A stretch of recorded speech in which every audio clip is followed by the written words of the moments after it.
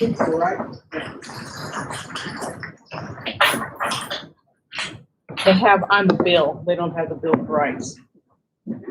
That's what I was thinking that it had it. But we are to the Bill of Rights. We have written the preamble. I'm sure the founding fathers would love to know that somebody put the preamble to music. That's just awesome.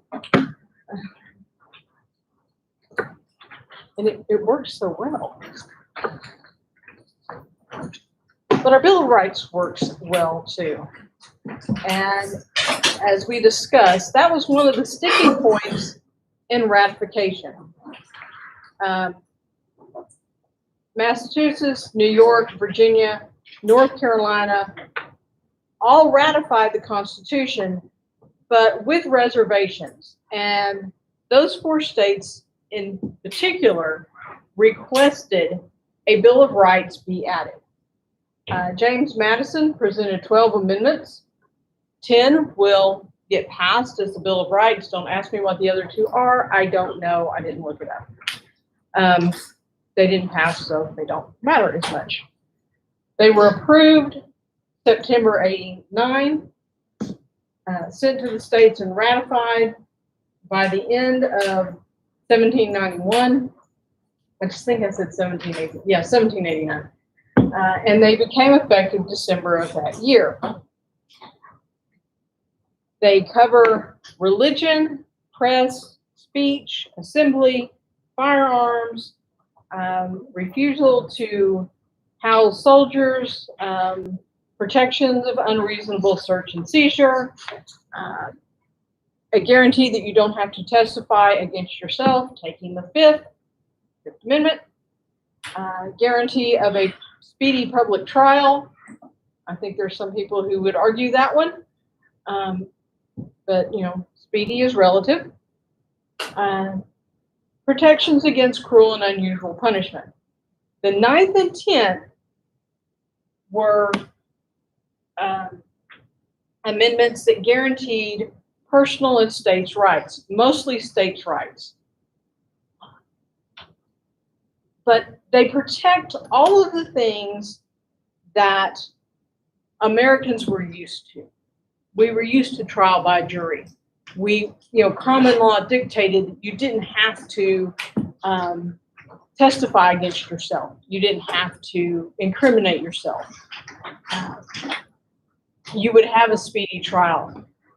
Freedom of religion, freedom of the press, freedom of speech were all things Americans were kind of already taking for granted, but they needed to be quantified. They needed to be written down and guaranteed to make everybody comfortable. Religious freedom was probably one of the most debated. I said earlier that almost all of the states, I have it backwards, only 2 states at this point, New York and Virginia, had gotten rid of their state-supported religions. The rest of them, the other 11, did. But the debates raged on. I mean, at this point, the United States is virtually the only nation in the world that does not have a state-supported religion. Every other country in the world does. France is Catholic, Spain is Catholic, England is Anglican. But they did write in the law that Congress shall make no law respecting the establishment of religion or prohibiting the free exercise. That should be free, not fee. Free exercise thereof. I'm a horrible proofreader. If it's something I wrote, I'm really bad about proofreading. And this was a boon for religions. It kind of creates its own little mini religious revolution as churches now have the freedom in those states that did have a state-supported religion to expand, to grow, and to practice.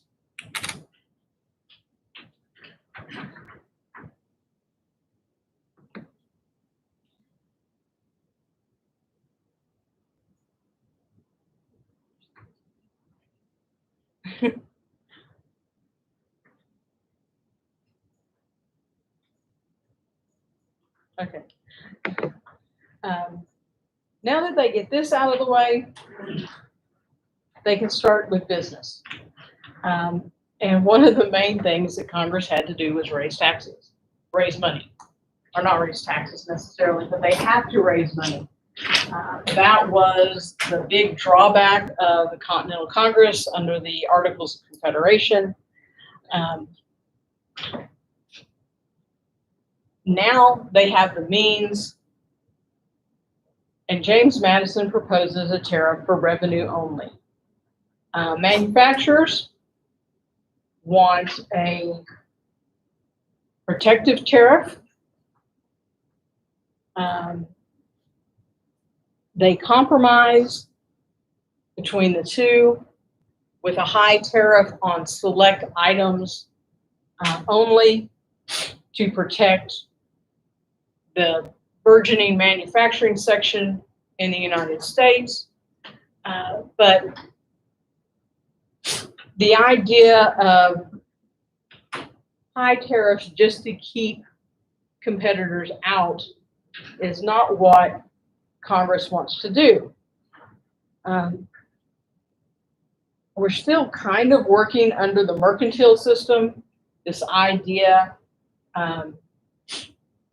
that there's only a certain amount of gold in the world, and to use that would basically be waging economic war on Britain, because it would levy tonnage duties on foreign ships, especially without trade agreements with those countries. If you do trade agreements, you can kind of get around it. They really don't want to start an economic war.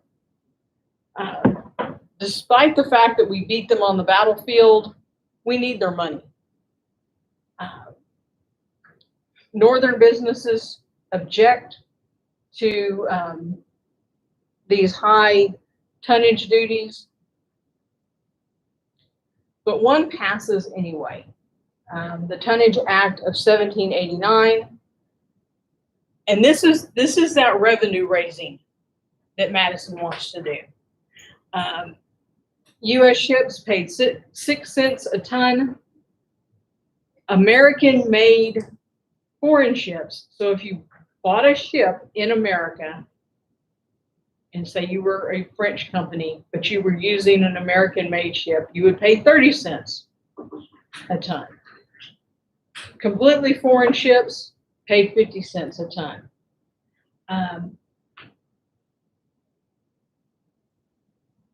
Both systems, the tariff and the Tonnage Act, push consumer good prices up.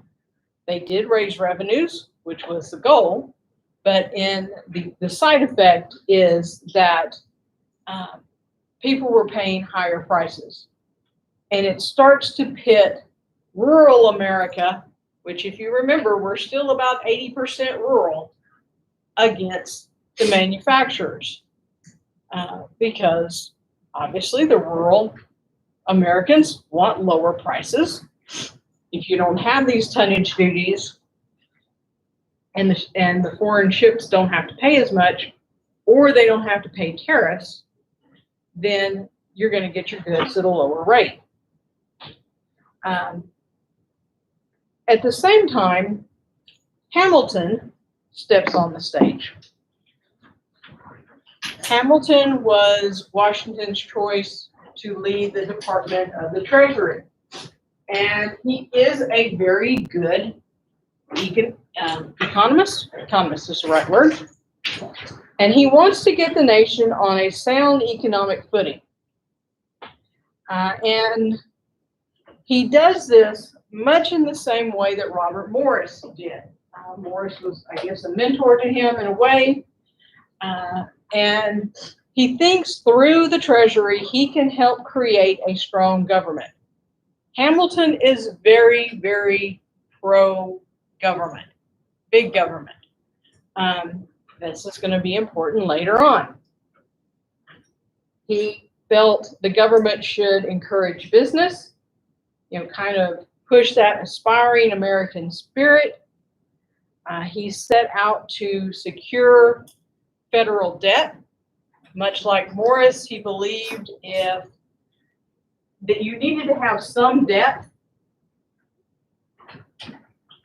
to prove that you could pay it off, and that businesses and people with money would be willing to invest in a country that was actively paying its debts.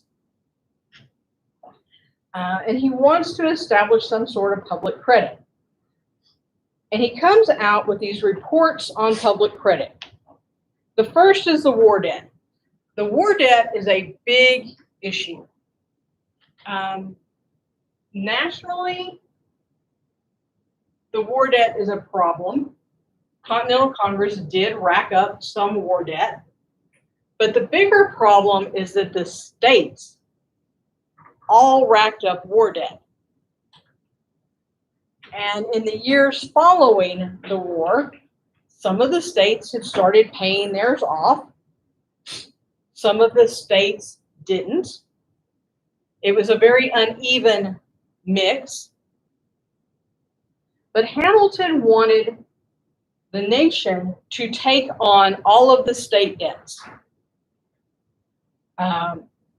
He felt that this would heighten nationalism, kind of bring everybody on board together. There's still, we've declared ourselves a country, but when it comes down to it, most people still identify with their state. This is one move that Hamilton thinks will help people identify more as Americans rather than as Virginians or as New Yorkers. And he thinks it would benefit the government by giving them more control. If they take on the national debt, they're going to have more control because, we helped you. It's kind of like parents and kids. If I pay off my daughter's debt, she's going to owe me. It may not be a monetary amount, but, it's one of those things, and I don't do this. I'm not this kind of parent, honestly. But it's one of those things I could throw back in her face, say, well, remember when, you owed and I bailed you out? So it's going to strengthen the government. He wanted to fund the debt at face value by selling war bonds. He also wanted to pay off at face value the war bonds that they had sold during the war. Remember, Morris had sold war bonds to create a government debt, also to help pay for the war. Well, poor people who had bought those bonds had sold them. Soldiers who had been paid in those bonds had sold them, and not at face value, at a very discounted value, to speculators who bought them up, assuming at some point that the government would make good on them. It's a gamble, but that's what speculators do. This is going to be a problem when they start debating. I'm just giving you what he's wanting to do at this point. Also, like I said, some of the states had paid off some of their debts. Some of them had paid off all of their debts. Some of them had not even touched their debts and didn't care. So if you're Massachusetts and you've paid off 75% of your debt, and the government says, hey, I'm going to pick up that other 25%, and I'm going to pick up 100% of Virginia's, you might be a little resentful. So this creates a controversy. His other proposals include a liquor tax to raise revenue. This is going to be an issue. He wants to create a new national bank and a mint. The mint is to, make coins. And he proposes that the government give monetary aid to manufacturing.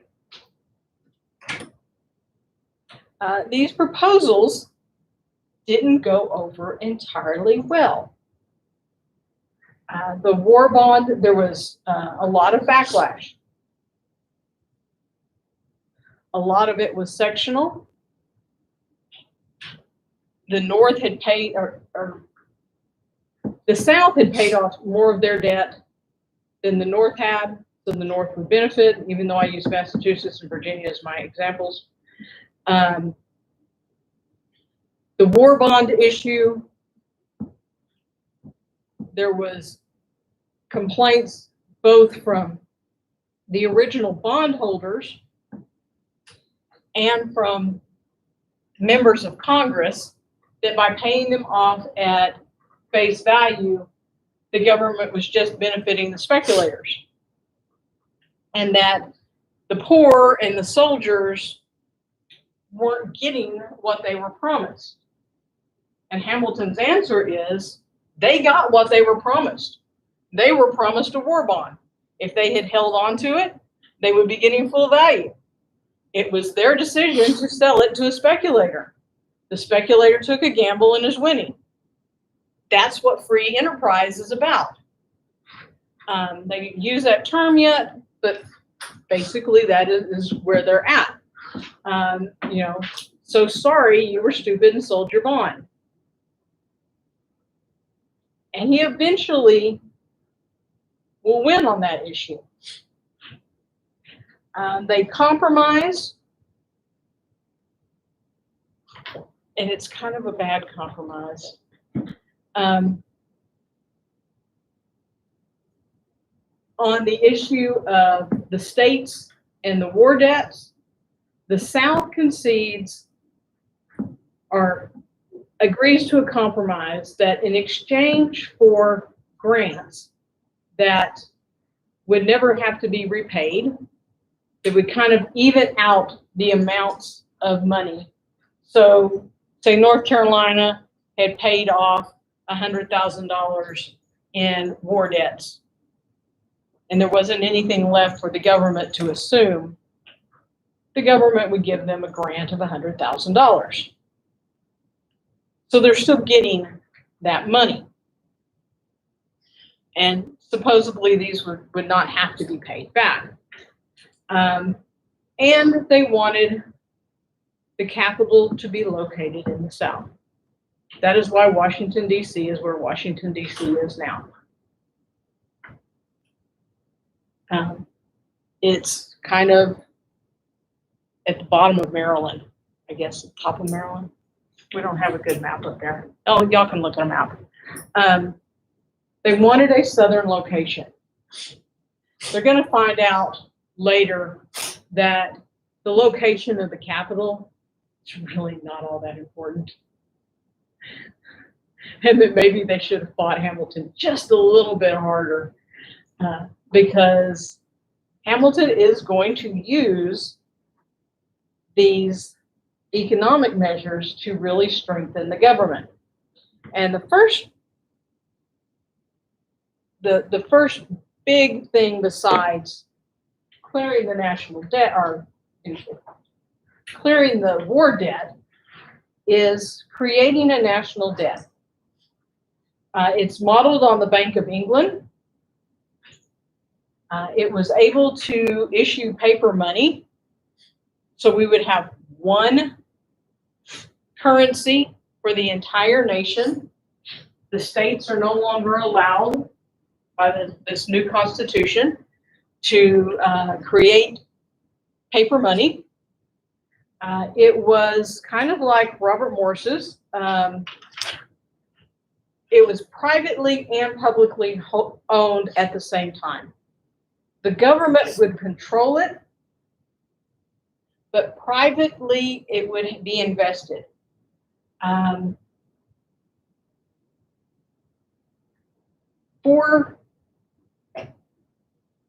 Four-fifths of the capital was private money. 1/5 was government money, which was $10 million. So the bank starts with $50 million. Private investors come up with 40 million. The directors were 4/5 private. So 5 were government. They backed the paper money with actual coin, and it would provide, actually I said that backwards. The government has 20, no, I had that right. There are 20 of the investors are private. So this gives the government a safe place to put government funds. It will provide a stable, flexible national currency. It would allow for transfer of funds. So say you wanted to pay one department from funds from another, you could do that without actually having to go down to a bank, withdraw the money, and take it and put it in another bank. It kind of consolidates everything in one place. Madison opposes it. He says there's nothing in the Constitution that says we can have a national bank. Hamilton counters and says there's nothing in the Constitution that says we can't. And this is the beginning of the questions about constitutionality. I mean, we haven't had it for a couple of years, but we're already starting to work on that. The vote is 33-1 for in the North, and the South 19-16 against. But if you add the numbers together, they still win. It's 39-20. Hamilton uses the line in the Constitution that Congress can make all laws which shall be necessary and proper as his defense for creating this. But basically it's, they don't say we can't do it, so why can't we do it? On July 4th, 1791, it opens and stock sells out in an hour. So the bank is fully funded, and we have a nice national bank that can help at least with the procedural parts of government funding. On manufacturers, Hamilton was not quite as successful, but he does lay some groundwork. He wants to provide productive use for the new capital because the bank is going to make money. The Revenue Act is making money. The Tonnage Act is making money. So they've got money coming in. For once, money is not, or lack of money is not the issue for the government. It's what to do with it besides pay off debt. And you're going to kind of break it. There's going to be like, well, it's like anything. You have two schools of thought. Keep a little bit of debt so you have credit, or pay everything off so you don't owe anybody and you're not paying interest. how do you use that extra money? Well, Hamilton wanted to use it to help push manufacturing. And he points out all of these benefits to having manufacturing. It would cause a diversification of labor. Women and children can work in factories. For those 20% of people who are living in cities. By investing in manufacturing, we would improve production. If we increase manufacturing, we're going to promote immigration because there's going to be jobs for people to have when they come to the United States. It would create a better domestic market for agricultural products. So instead of South Carolina shipping their cotton to England, they could ship it to New England and then buy back the products at a lower rate than they would if they were buying English cotton fabric. In Hamilton's mind, this was a benefit for all of the United States. And it could be achieved through tariffs and through investment of capital. He didn't get that far with this one, but these were his proposals. What he did do, however, while he was head of the Treasury, was to begin to retire the war debt. He saw economic growth in the United States as they get past the post-war recession and manufacturers do start taking off. They didn't really need the help of the government. And he sees the foundations laid for a powerful capitalist republic. Money does talk. But money also creates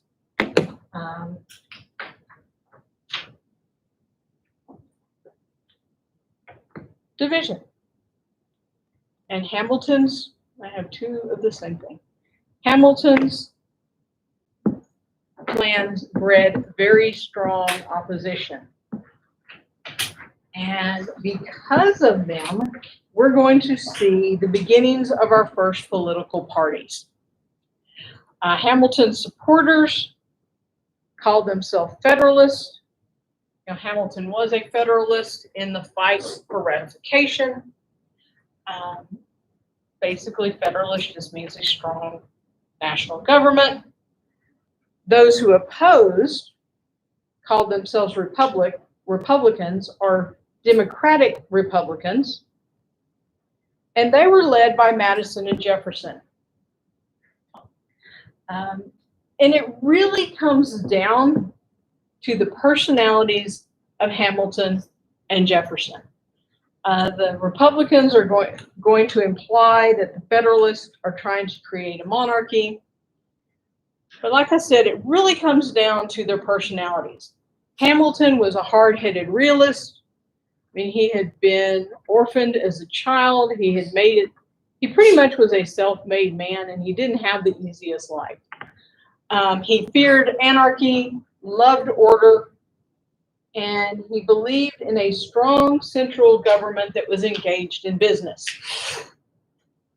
Jefferson, who is going to become his nemesis, was an agrarian idealist. He is a planter. He is a gentleman.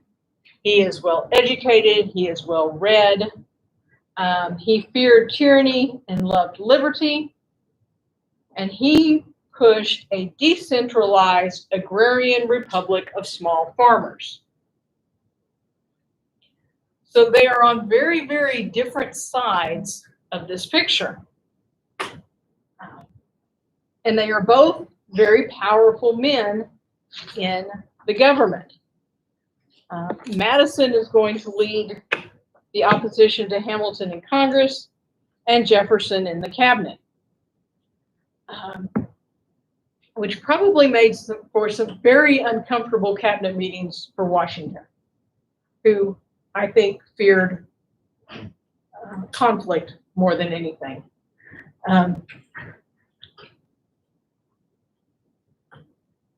But this is going to be the beginning of our two political parties. But before we talk about that too much, we're going to talk about another election, which is really not really an election because it was in 1792, and the only person anybody wanted for president was Washington. So Washington is reelected. And we start to have some of our first big crises as a country. And the French Revolution is one. The French Revolution becomes a foreign crisis for us. It began in 1789, and it was very much modeled originally on the American Revolution. But by 1792, liberty, equality, and fraternity had run amok. They had sort of lost sight of what they were fighting for. And their revolution to create an American-like republic has really gone off the rails. Not only that, France is at war with Prussia and Austria. And now Great Britain and Spain are going to enter the war. Americans are split. The whole world is looking to see what are those Americans going to do. They kind of started this in a sense because they were successful with their revolution. Even though having a revolution in an established country we were a colony that revolted. It wasn't the country that revolted. But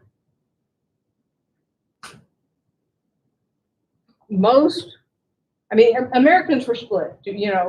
Some wanted to support Britain, were kind of disgusted by the way the war was going. Others, like Jefferson, really wanted to support France. France had supported us in the war. Jefferson is really hot on the French. He is very, very much a supporter or an admirer of French. We try to stay neutral.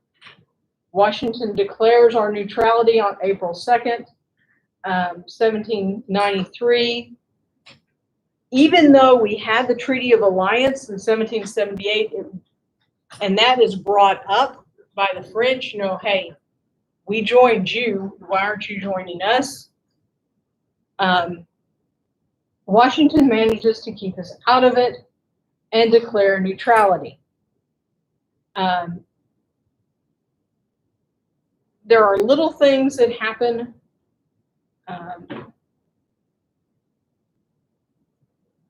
Like the Gannett debacle. This is a name. Edmund Charles Edward Gannett, who was the ambassador, claimed that Washington recognized the French Republic. She didn't. He is recalled he is our ambassador to France. He is recalled, put in an asylum. But for the most part, we managed to stay out of it. But we don't do it without hurting some feelings. There are some people who, like Jefferson, who really felt we should have gone in.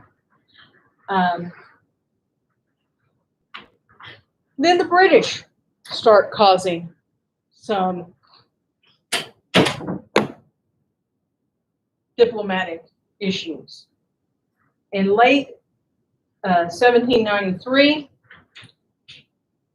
The British state their intentions to occupy those Great Lake ports indefinitely, and they start seizing American ships. Now, we don't have real lakes in Texas, but the Great Lakes are big. You can actually have ocean-going ships on the Great Lakes, and they carry cargo from one side to the other, and you can go in between the 5 Great Lakes. And the British start seizing these American ships. Their claim is we still owe war debts, and that we still owe those loyalists who had lands lost or goods lost. And the other thing that they do is when they seize the ships, they start pressing the American sailors into the British Army, or British Navy. Basically, they said, you were British once, you're always British, and now you're a sailor. And you're one of our sailors. They also started arming the Indians in the Ohio River Valley, which never works out well for the settlers. And so on April 16, 1794, John Jay was sent to Great Britain to negotiate. He is supposed to get the British out of the forts. He is supposed to gain reparations for the shippers who have lost ships. He is also supposed to get compensation for slaves lost in 1783 when the war was over. And he is supposed to get a commercial treaty to legalize trade with the British West Indies. Jay doesn't do all that well. What he ends up accepting is the British definition of neutrality, which states that exports of war goods were contraband and that the rule of 1756 prevailed, meaning that trade prohibited in peacetime could not open up in wartime.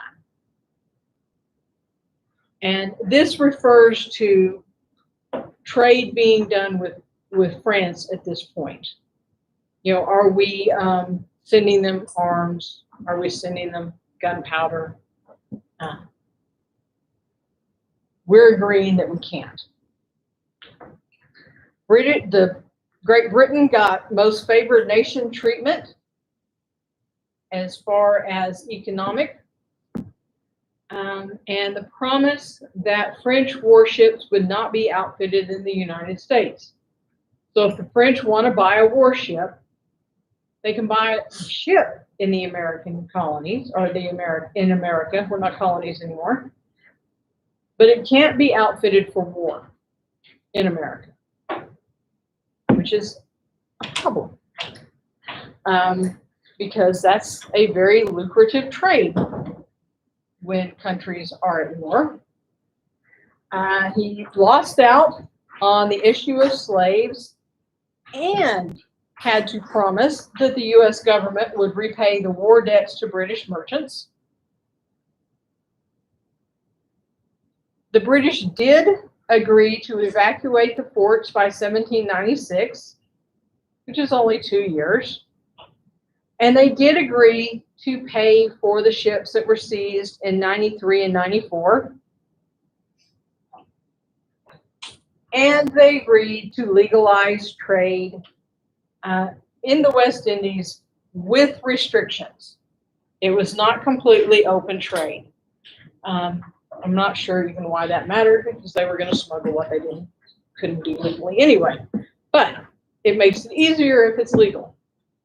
So Jay didn't do so good. And it was not well received when he got back. Almost to the point where it starts a civil war. I say another civil war. In a sense, the American Revolution was a civil war. It's just we won it. The Jeffersonians, the Democratic Republicans, Like I said, he was very much supporting the French, hating the British. They don't want anything to do with Jay's Treaty. They think he completely failed. The Federalists, I've lost my place, were disappointed in the restrictions on trade. The Virginia planters were mad over the slaves and the war debt issue. And poor John Jay was hung in effigy all over the United States and dragged through the streets. Washington, however, thought it was the best they could do. And let's just take it to avoid a war. It barely passes in Congress on June 24th, 1795. It was again a very regional vote. 80% for came from the New England and the Middle States, and 74% against from the South.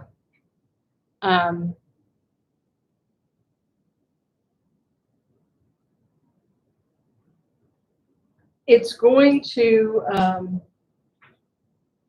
cause a lot of hard feelings, but it is accepted. Madison and Washington will get into it over this and set a new precedent. Since Washington's the first president, he gets to set lots of precedents. The first being the cabinet. The second, Madison wants to see all of the papers related to the treaty. And Washington refuses, citing that treaties were the business, because Madison is in Congress. He's in the House. Washington refuses, citing that treaties were the business of the Senate and claiming executive privilege. You can't see them. It doesn't relate to you. Pretty much ends a very long friendship. But he sets a precedent that the president can protect some things from Congress and from everybody else as well. Okay, we've got 5 minutes left. Let's go ahead and work on some of the domestic issues.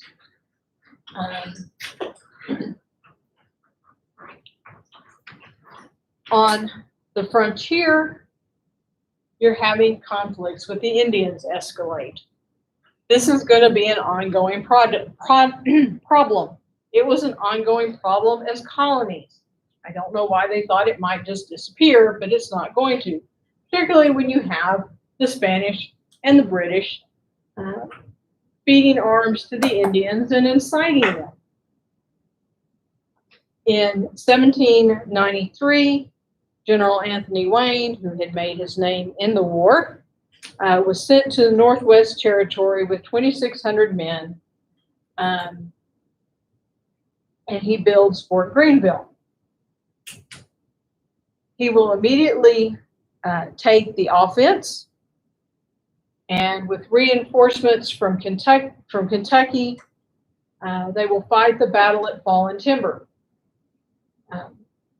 They're fighting against 2,000 Shawnee, Ottawa, Chippewa, Potawatomi, and Canadian militia. They're going to be successful, and while they're fighting, they manage to destroy the villages and fields, which is probably more effective than just beating the Indians on the battlefield. It's that scorched earth idea. If you don't have a place to go, they're gonna have to go somewhere else. They sign a treaty, the Treaty of Greenville, on August 1795. The U.S. buys from the Indians the southwest corner of the Northwest Territory, which is Ohio and Indiana, plus Detroit, Chicago, and Vincennes from the 12 different tribes.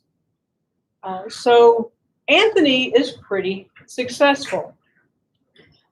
Some of the other issues on the frontier are not going to be as successful. The Whiskey Rebellion.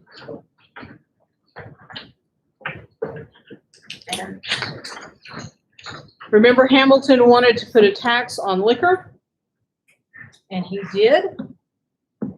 So this tax goes into effect in 1791 and basically enrages the frontier farmers.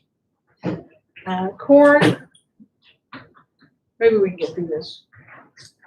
Corn was taxed 25 cents a bushel, but 2.5 gallons of corn whiskey was taxed at $2.50. But remember, we talked about how if you were in Tennessee and you were going to ship everything down the Mississippi, it was much more lucrative to turn that corn into corn whiskey and ship it that way. But now all of a sudden you're paying higher taxes for that. There was a lot of resistance. There was a lot of evasion. In 1794, there is open rebellion in western Pennsylvania. There's vigilantes who are blowing up stills, robbing the mails, stopping the courts, vandalizing the revenue officers. That's one of those jobs that's never a thankful job in the United States, is being a revenue officer. You will never be liked as a revenue officer, at least a liquor revenue officer. Washington finally has to react, and on August 7th calls out almost 13,000 militia from Virginia, Maryland, Pennsylvania, and New Jersey. They sent in the army under General Henry Lee. They met no resistance. The rebels chose not to take the field, and they make the point that troops will be called in, but it leads to a lot of resistance and resentment. Resentment was the word I was going to, and it doesn't end the war between the revenuers and the moonshiners. Okay, we'll finish Pinckney's treaty when we come back.